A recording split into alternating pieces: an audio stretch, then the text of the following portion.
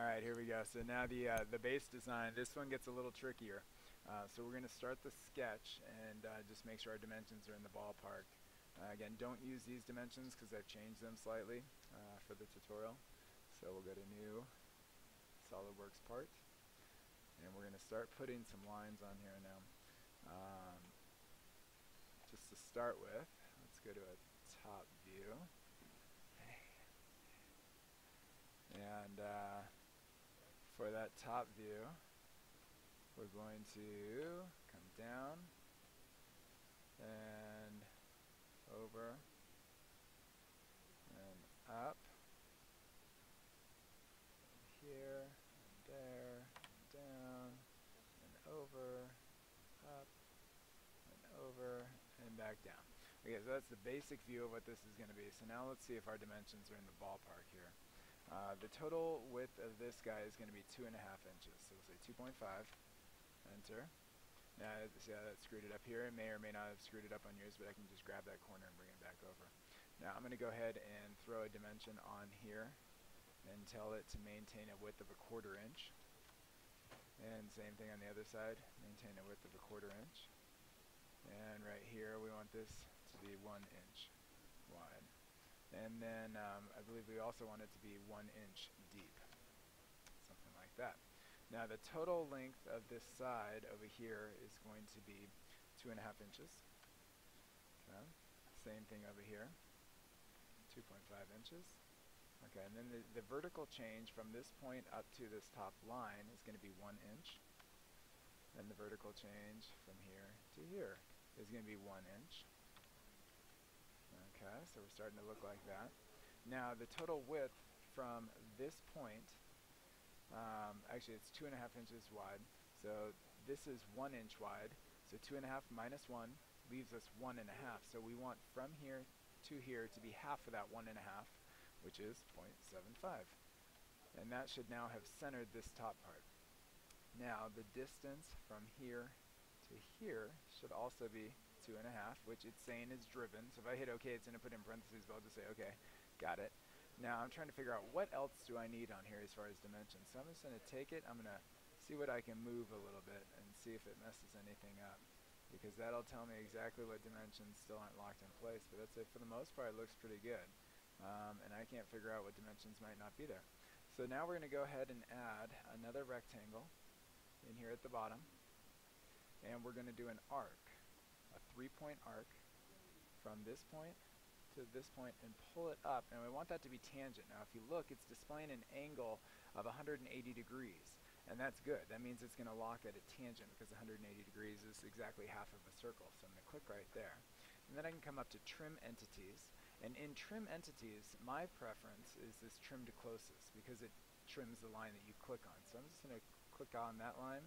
I'm going to come down here and click this one. You have to double click it because there's really 2 lines there, and that's going to open it up. Now we want to make sure that this is centered, so I'm going to go to Smart Dimension. I'm going to tell that center point of the arc and this to be exactly half of the 2.5 inch width, so 1.25, and we'll say OK, and now it's centered. And then we just want to make sure that our height is correct, and I'm actually going to tell the radius of this to be 1/2 inch, so say 0.5. And that's now the correct width. Now it's just a matter of the height, so I'm going to tell from the center point to this bottom edge, I'm going to tell it to be 1 inch up. Okay, so now we have something that looks like that. And we're going to go ahead and extrude this to a total thickness of 1 inch. So if we go to Features, Extrude, it'll select that and change the extrusion to 1 inch. And it's going to look something like that. That looks awfully thick. You know what? We're going to go ahead and change that. We're not going to do 1 inch. We're going to do 0.5 inches. That looks a little. You know what? Let's see what 0.75 looks like. That looks good. Let's go with 0.75, and we'll say OK. And we're going to put that right there.